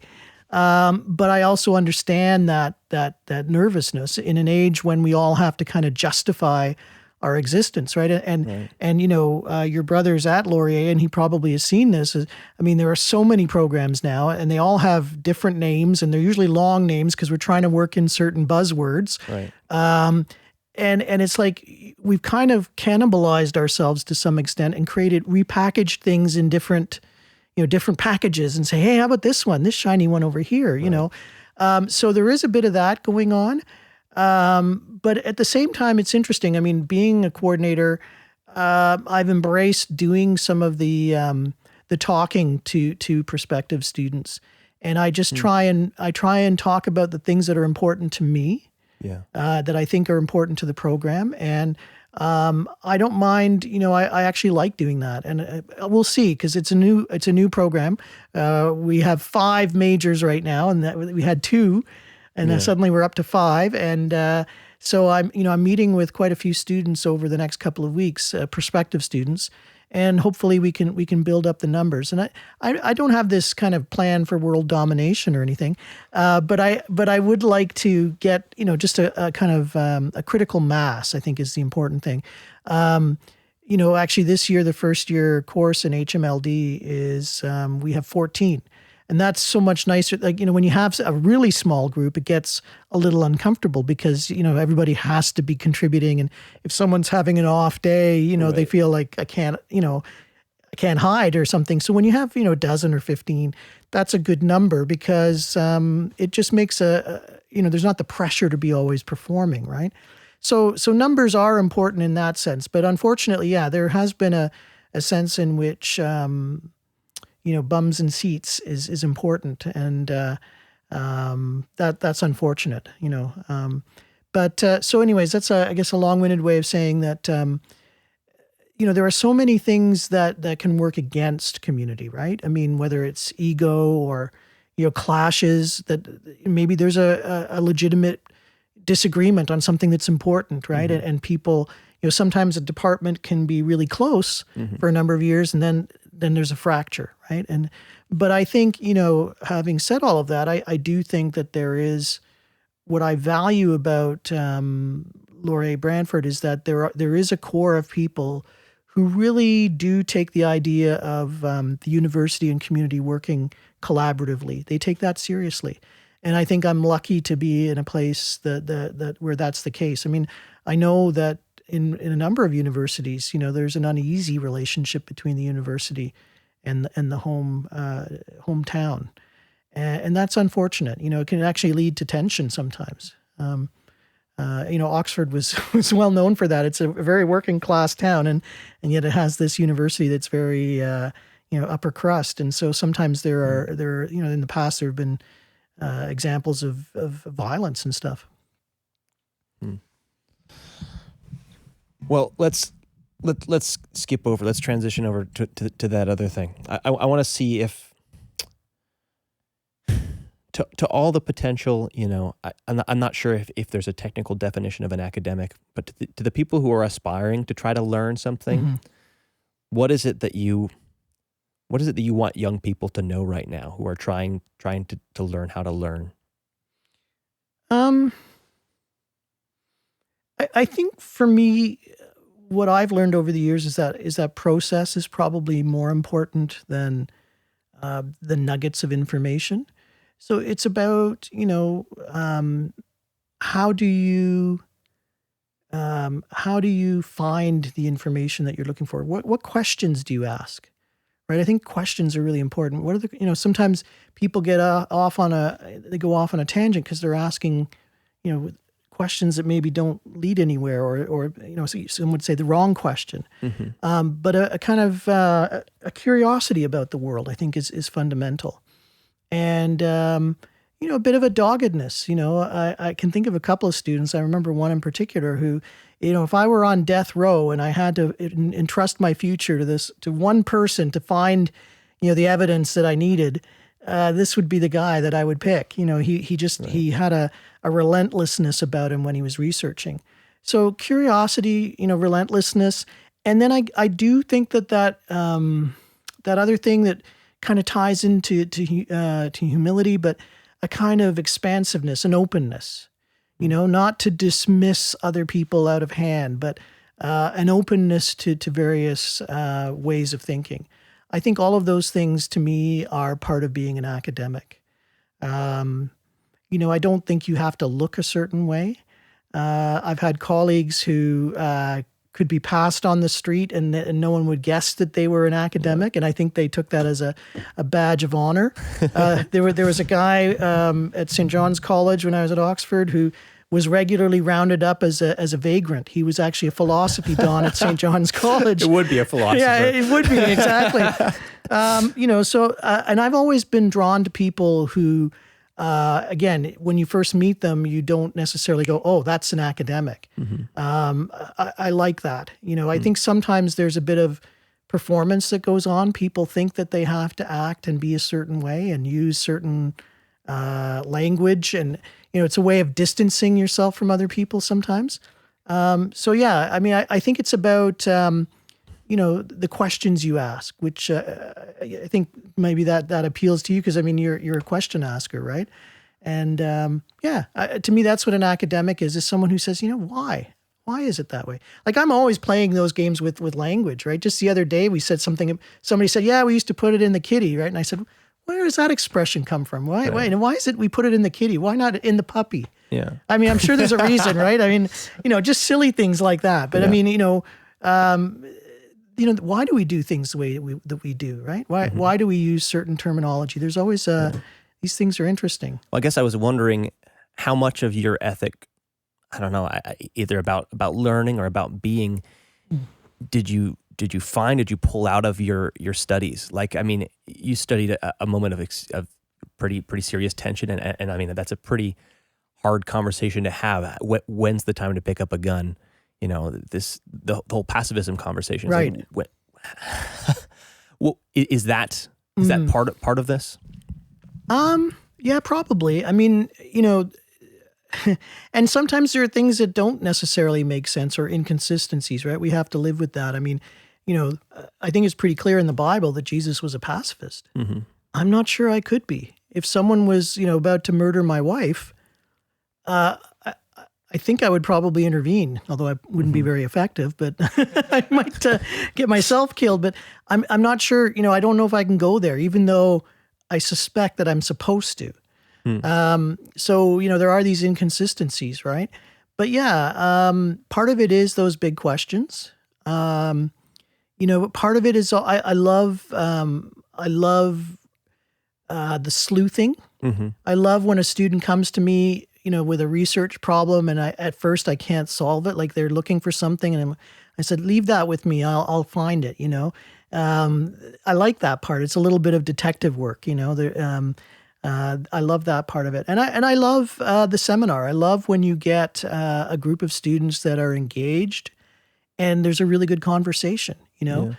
For me, academics is a conversation, and in the best of worlds. Yeah. By what I mean by that is that there are a lot of questions, whether it's in history or physics or whatever. We think we've got it sorted. We've settled what the reality is, right? Yeah. And that might actually pertain for 20, 30 years, and then some young Turk comes along and says, actually, I've done some more research, or I've looked in the archives, and they turn the whole thing on its head. Right. And sometimes that can be hard for people, and they can get a lot of flack for it. Yeah. But I see history as a conversation, that we're always kind of advancing a little bit, but it's never completely settled, Yeah. And I think that's a really apt metaphor. I like it. So the times where I've been really happy in the classroom are those times where there is that conversation. I'll give one example. I've had a lot of great classes. I just had a really good class a couple of years ago in contemporary Europe. But there was one class that stood out. It was a fourth-year seminar on international relations. So looking at a lot of issues in the interwar period and into the Second World War. And I think there were about 12 in that class, and most of them went to grad school. Some really great, brilliant students. A couple of them, well, one of them I know is a professor now. But they would have knock them down, drag them out fights about certain things. I remember we were talking about the question of, did the Allies do enough to help the Jews when they were when the Holocaust was going on, and the room was evenly divided, and they were talking about attack angles of bombers and collateral damage and how quickly the Germans could rebuild the track, and what did the inmates think, and like they were bringing everything, and it was that ability to dig and to bring different things to bear, right? And they didn't get in a fist fight or anything, but there were some heated moments, but it was such a great seminar because these guys were all passionate about it. They were smart, and they knew how to find little bits of information. And, the reality is, in some of these questions, you can make a solid case either way, right? It's not always the scary thing. Yeah, it's not. And I tell my students that because they sometimes they'll say, "Oh, I only got a C because you don't agree with me." And I really strive not to do that. I mean, I'm a human being, so maybe from time to time my biases creep in. But I know I've given A's to papers that are diametrically opposed on a particular subject. To me, it's the quality of the argument that matters more than the actual thesis, right? And I do think there are some issues where you could make a solid case either way, Yeah. Well, I mean, even like you were talking about some of the ethics of the end of World War, especially in World War II. I was thinking about, I've heard even people claim it didn't need to end by bombing 2 whole cities. I mean, you can demonstrate that power just by dropping it in a field. Yeah. Yeah, that's my own belief. It's funny. It's like, have we almost just solved that problem and realized, oh, shit, we screwed that one up? Yeah, I don't know. I think at the popular level, there's still a lot of support for the use of the atomic bomb. I know that when I first started teaching at Laurier Brantford, I talked about that. Excuse me. I dealt with that issue. And, I talked about, there's a famous book by a man named Garrett Vandenberg where he talks about the use of the bomb and basically argues that it was more a warning to the Soviet Union. We have this weapon and we will use it. Interesting. I think about that dynamic. And one of the guys that was taking the course was in his, I think he was 78 at the time. He ended up doing his BA and finished when he was 82 or 83. He had never seen action, but he was in the armed forces about to go over. And he said, from my perspective, that bomb prevented me from going over to the Pacific Theater. And, so he's a guy that lived it, right? So here I am, this pipsqueak, 35 years old or whatever I was at the time, telling him, but, he actually, to his credit, he listened and he said, there's some truth there. And it may, in some cases, be a both and, right?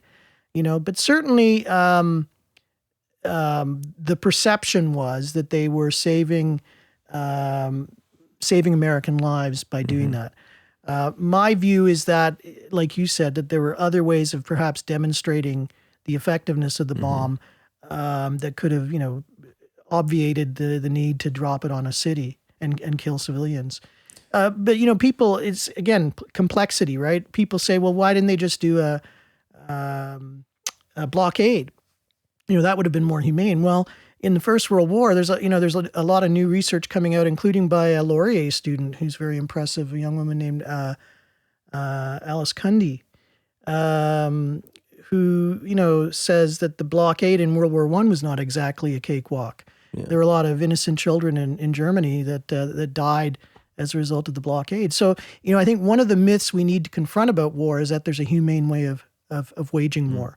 Whether you get a bullet in the head or an injection or you're vaporized by an atomic bomb, you're still dead. There's sacrifice. People are going to die, and you got to figure out. And one of the great myths is that there's surgical strikes, right? I mean, we hear that terminology all the time, right? We'll use a drone, and none of our guys will get killed, and we'll only kill the bad guys. Well, it doesn't work that way, right? It's like the old Star Trek episode of the original Star Trek. It's so cheesy, but I love it. It's a product of the '60s. But there was actually an episode where they went to this planet and they were actually having a war by computer, and they would not actually fight. And they'd say, okay, you and you two over there and her, you've been hit and you have to go to the vaporizer. And Kirk's like, no, nobody's going to the vaporizer. And he's saying, you've sanitized war. And he forces them to confront this idea. And maybe, the horror of war is a kind of incentive to build peace. It. Yeah. Right. It needs to be gory and graphic for you to realize, exactly. I don't want this. Yeah. Right. That's interesting. So okay. So what I was even trying to maybe get at with my previous question, I hadn't quite fully formed in my head yet, but I guess what I was wondering is, you've spent so much time, I'm sure you've written a bunch on these periods. What's, I even open up saying, are we headed for war? What's the key thing we can learn, or that maybe that you would want students to learn, or people right now to learn from that period about our current moment? And I mean, I guess want to remind you, if you got somewhere to be, you could be quick with this answer. But I mean, if you want to even try to unpack a little bit of the story of some of those narratives you followed, I would be really interested to hear. Sure. I think that's a great question. Again, I know I've said that, but you've asked some really good ones. And it's always a way of buying time too, right? As I try and think. I think that, so, I mean, the things I want students to get are numerous. And one of them is complexity, right? Mm-hmm. We have a tendency to want things to be neat and tidy. And I think history is messy. I'm always suspicious of these books that say the 5 reasons that war is coming, or the 7 reasons that, the Roman Empire fell. No, it's not that, the periodic table, everything's lined up and it's all so neat and tight. No. It's not that easy. I believe in complexity. And I believe that we need to try and establish what's called historical empathy. In the sense, again, sometimes people are wrong, but I think we also need to understand the factors on the ground at the time, as I gave the example, living in Nazi Germany, right? Mm-hmm. And then I think we need, again, maybe it has to do with humility, but it also has to do with how carefully we read things. Again, the German history course, I think that's why I love teaching the German history, because there are so many elemental things that come up in that course, right? The role of the individual, dictatorship, all these things. But I used to use a couple of books in the course. One was a book on the Holocaust called Hitler's Willing Executioners by an author named Daniel Goldhagen. Mm. And the students would be mesmerized by that book and really angry, and they would be very angry at the Germans, and they'd want to kind of, call them to account. And then, the next book I would use is a book by a man named W.G. Sebald called On the Natural History of Destruction, that talks about the Allied bombing campaign late in the war against civilian targets. And suddenly they'd want to string up the... one of the things that the Allies did, especially a fellow named Bomber Harris in Britain, was he wanted to punish the Germans. And he felt that the best way to kind of win the war would be to pound German cities like Dresden and Hamburg into rubble. And so you read that, Sebald is not an apologist for the Nazis by any means, but he describes the horror of these carpet bombings. They actually created like tornadoes from the heat of the incendiary bombs. And I think it's important that if we're going to give full weight and try and understand the horror of what was done by the Germans, we also need to give equal opportunity to understand the horror that was done to Germans. Right. I think if we suppress that, then we're only giving encouragement to neo-Nazis and people that say, "See, it's the answer is we're evil, and we're uniquely evil." And I don't think that's a good answer. There's an example I like to cite in a couple of my courses. During the trial of Adolf Eichmann, who was a high-ranking Nazi who helped plan the final solution, there were various witnesses, and this one fellow, you heard, Daniel, was a survivor of Auschwitz. And when it came time to give his evidence and to confront Eichmann, he fainted. And afterwards, they said, the journalists gathered around him and they said, what was it, just the evil of Eichmann and, that made you just couldn't face it? And he said, no, it wasn't that at all. He said, I looked at him and I thought, he is me. I could do this. And as a Christian, right away, we understand that, right? It's the fallenness of humanity. Yeah. But a lot of people struggle with that. And I thought, what a fascinating thing to say. And I think it's true. If the lesson is that the Germans are uniquely evil, I think that's the wrong lesson to take from the Shoah, right? And so the German history is good that way because there's these elemental things that you can bring in and get students to think about those things, right? And a weird thing about, I'm just thinking about our current moment, is that like both of the term Nazi and Hitler have been co-opted to, I think basically just because we've totally thrown out our blatantly religious language. We needed something new in place of Satan and demons. Right. So now we have Hitler and we have Nazis, and Nazis are the people who do the work of Hitler in the same way that demons are the ones who do the work of Satan. And Hitler, when we use that name, it's like it doesn't even have to do with the historical figure. I know very, very little about the historical Hitler. Who Hitler is to me when I hear that word is it's a word that references the character of pure malevolence and evil. Yeah. Right. And it's like people talk about like, oh, Trump is as bad as Hitler, and it's like, dude, I don't even think Hitler is as bad as Hitler. Yeah. Like I don't think we're like we've totally lost something really probably important about that story and that people group. And it's like, well, even I hear about like there's almost a sort of national identity hatred for like I imagine it would suck to be a German right now, or trying to come to terms with what it means to be a German especially in years that were more close to the events of World War II. Like, I mean, now we're a little bit further away from that moment, but like, yeah, if we just kind of have this, even like if you look at a lot of like video games, they have like Nazi zombies, or like it's like the Nazi is almost the archetypal character of evil, and it's like, those are my people. How do you deal with that as a German? Like, Yeah. Well, we had a close friend when I was a grad student who was German, and it was kind of sad because it was almost like she felt that she needed to spit every time she said Germany. And the only time that she was allowed to be proud of Germany was at the World Cup, which they regularly win, of course, right? And she would be shouting with joy. But, and I think that's really dangerous, because I think that suppresses the national feeling, and there's a resentment that could build, right? And so I do think that Germany is starting to be able to come back into the world and play a sensible role. And I think, if you look at the Syrian refugee crisis and also some of the things that have been going on around COVID, I think Germany has come off quite well. And when the United States seemed to be retreating from playing a global role, Germany was stepping in. Now, there was nervousness, right? That people are like, oh, remember the war, right? Right. But I mean, Angela Merkel is a far cry. Germany is a much more responsible state now. They have their own struggles. I mean, they have neo-Nazis that are floating around, but they also have laws that have been established for a number of years now that are meant to deal with that. And they seem to be, they have the will to do that, and so that's the challenge.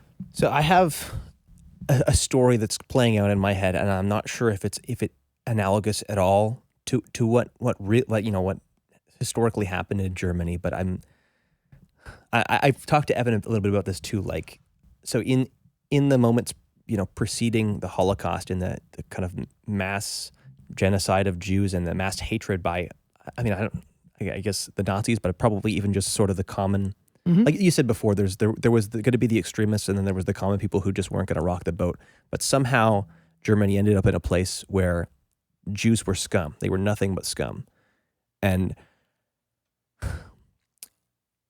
did they get there because of a legitimate problem, or was it just Hitler wanted to point to somebody who was this? He wanted to have somebody to, like. I guess why did they hate the Jews so much? That's a really simple question, I guess. Right. Well, I mean, Germany had some issues that had to be dealt with, but I mean, the idea that the Jews were responsible for all their ills was just misinformation. I mean, so I guess the question I'm having is the little understanding I have about Jews in Germany, or even just kind of the classical character of the Jew, is that like they did well financially in a lot of situations, and partially, I guess, in some situations that had to do with a difference in religious laws about lending money, and then so I guess like I can see how a dynamic develops where somebody's doing really well, and all the rest of us are kind of struggling at it, and it's easy to point at the person who's really succeeding and say, look at those guys, they're oppressing me by having all of the wealth, and I don't have all the wealth, and so I all the things that I'm struggling with about reality and all the problems, and there's probably plenty of other economic things that happened that caused maybe the common person in Germany to struggle to have somebody they wanted to sort of scapegoat and throw all their problems at, and like I think I'm not sure if there's a similar dynamic there to in the current moment being able to look at. I don't know. I see a lot of. I've had this conversation several times with different people, like who maybe lean towards appreciating some of the stuff that socialist philosophy has to say, and just looking at like all these millionaires and looking at these like why do they have so much money, and why did their kids like look at these guys who aren't even smart, aren't even contributing anything, and they're just getting all this money, and like we need to take all their money and give it to the people, give it to everybody else, right? Like it's easy for that dynamic to develop, to kind of end up wanting to blame everything, or like you need to have somebody to point to and say they're the cause of the problem, or at least you want to for some reason, and then it's easy to look at whoever's succeeding and yeah, I would argue that that's where the rule of complexity comes in, right? I mean, it's pretty hard to ascribe all your problems to one group. I think, to go to the point that you were raising, the contemporary issue. I mean, there are a lot of people that are frustrated right now because the gap between the rich and the poor is widening. It's not narrowing. And just for an example, I mean, you've got people who've made billions of dollars during this pandemic. Right, and that's horrifying. So I think we are. I actually think that we've got we've reached a time where something like a Tobin tax, it's been called. It's named after a particular economist who said that a tax even of 0.01% on all financial transactions could yield billions of dollars. I think that when you've got wealthy people who shelter their money offshore and don't pay taxes, and in some cases brag about it, I don't mind paying my taxes as long as everybody else is as well. So that, I do think there's an issue there. But I don't think it's analogous entirely to what the Nazis were preaching. I mean, they're preaching a kind of racism. I mean, there were some Jews that were quite wealthy, and there were some Jews who were not particularly wealthy.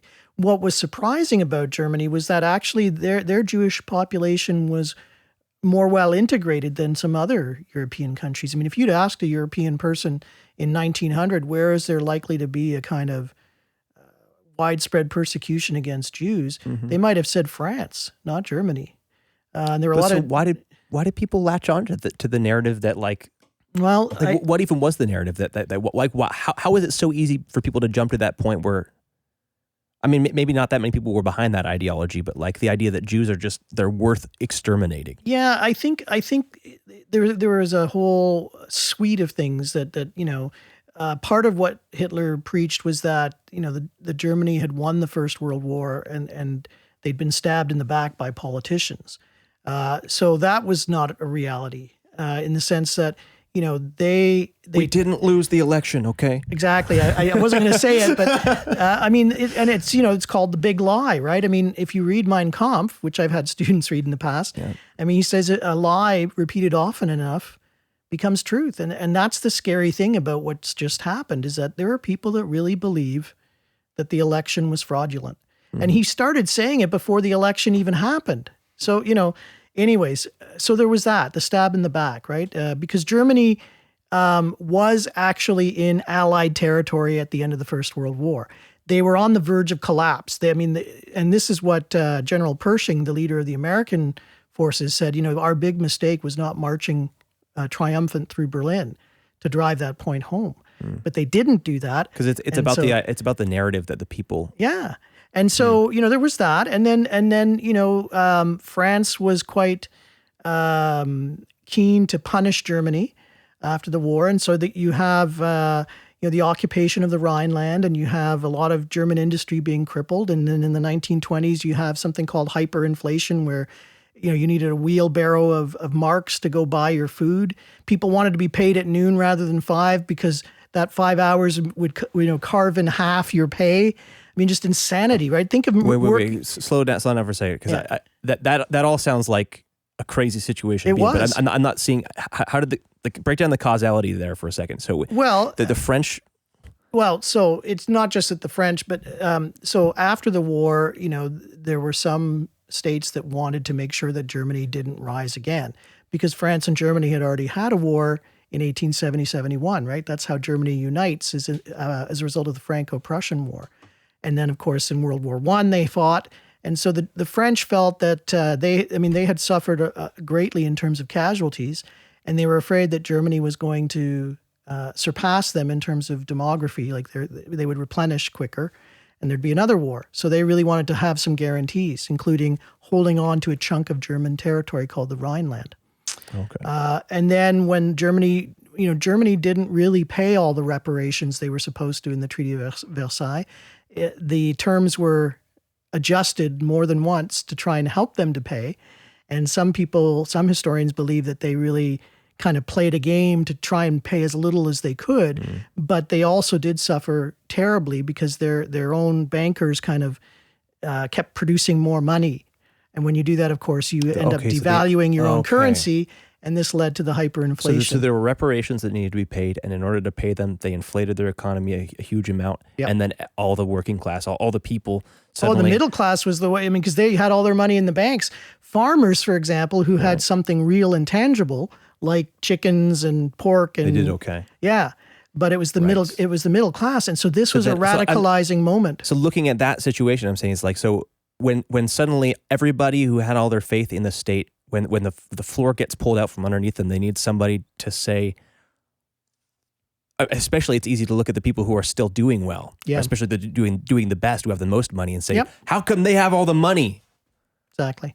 And so I do think there are analogies there. I was very reluctant to draw that analogy between Trump and, because I think that the cry of Nazism, as you kind of suggested, gets tossed around way too easily, right? We talk about soup Nazis or lawn Nazis, which, in a sense, devalues the term Nazi, right? But there are similarities. I think that kind of resentment, the politics of resentment, and then the fabrication of narratives that aren't really truthful. Right. Those are the things I see as similar. The thing is that when there's resentment there and there's a legitimate problem associated with it, you can't ignore that and just say that that's being Hitlerian. Right. Like if the middle class is really struggling, or if whatever. I mean, looking at that moment in Germany and said, like, after this war, that's actually really helps me to kind of understand a little bit more that situation. But like, these people are actually struggling. They're all financially totally screwed. Yeah. And who do they blame that on? Yeah. It's like, how do you deal with that? Exactly. You almost, well, like, this is interesting. Even I'm just kind of processing this as I say it. But my roommate in college, I went to this really kind of small and independent Bible school in North Carolina. And both of us had some interesting experiences there. But he went on to go study at Wheaton Bible College after that. And he got one of the most crazy, I think it's a Bachelor of Arts. Somehow he managed to get his project he needed to graduate. He convinced the professor or whoever he needed to talk to let him write a hardcore metal album as his project. And it was on, see if you could even pull it up. I think he explains it somewhere exactly what the credit is or how he managed to. Anyway, he's a very creative guy anyways, and is a good negotiator. He figured out how to write metal music as his university project. And in this album he did is called Ishmael. He kind of breaks down the difference, at least part of the difference he sees between, the two sons of Abraham, Ishmael and Isaac. Interesting. Right? And he looks at the different narratives surrounding sort of freedom from sin. Is that, and I've got to try to follow this, because I think the way, because Islam, I think, really has an identity associated, they really associate with Ishmael in that story. It's like we're the sort of the rejected son or whatever. And I'm not sure if I'm totally getting that right, but that's kind of what I understood from what he's talked to me about. And he's talked about how, there's a difference between having, he talks about this idea of a scapegoat. And he has this really, I think I forget which song it is. He has a song talking about the difference between, Christ dying for our sins and being able to blame our sins on Satan. And it's like both of those are a form of redemption. Where one of them, if we can blame everything on somebody and have a scapegoat, that absolves us from our sins, but it leads to a really bad place. But the other version of redemption from sin is sort of taking responsibility for your sin and dying along with Christ or entering into Christ's death. And it's like there's, that's a much better path towards redemption, but the other one is a lot easier. It's a lot easier to stack up all the things that are wrong around you and point to somebody and say it's all their fault, and then and then they die for you. It's like there's a difference between saying all my sins are Jesus's fault and that's why he had to die, and saying Jesus died for my sins and somehow that teaches me how to die too. Yeah, And I think that's the difference between, like we said, Did you find that? Were you able to find his project? Yeah, the sorry. name of his program was Integrated Disciplinary Areas, Musical Engineering plus Theology plus Ancient Languages. wow. Like, that is a mouthful. So he studied Islam and, can you read that again? Interdisciplinary. Musical engineering, theology, and ancient languages. Yeah. Yeah. So, I mean, that's definitely not staying in your lane. I love guys like that. Sorry, I interrupted you. But. No, I have to probably get going too, Okay. but I mean, we couldn't to be continued. But yeah, I just think it's the difference going back to, Bourdain, when he looked at the people who were supporting Trump, excuse me, he saw people that had some legitimate grievances, even though he didn't necessarily agree with the path that they took. Whereas it's really easy for us to say, these are just crazy people that are, you know what I mean? It's when you have a situation like this arise, there's always something. There's always a certain degree of legitimacy. There's something that's not right. Right. And to just pass it off as a freak movement or, mass stupidity or something like that. I mean, there were people that made fun of Hitler, right? Charlie Chaplin made that movie, The Dictator. It's hilarious. Yeah. Well, a few years later, it wasn't so funny. So I think we have to take these things as red flags and say, what's underlying these? What is prompting these kinds of reactions?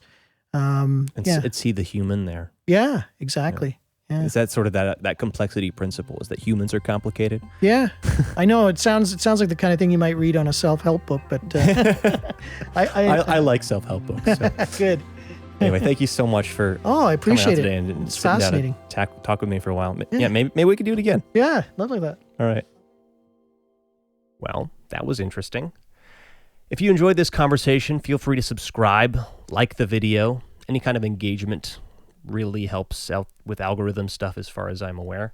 Another thing I'd love if you would do would be to share this video with someone who you think might find it interesting or specifically might disagree with it about something or disagree with you about something, and use it as a launch pad to have an interesting conversation, have an interesting disagreement maybe, because that's really what this whole thing is about for me. I think that having, honest disagreements is a really useful and meaningful thing to do. Anyways, thanks for watching. I'll see you next time.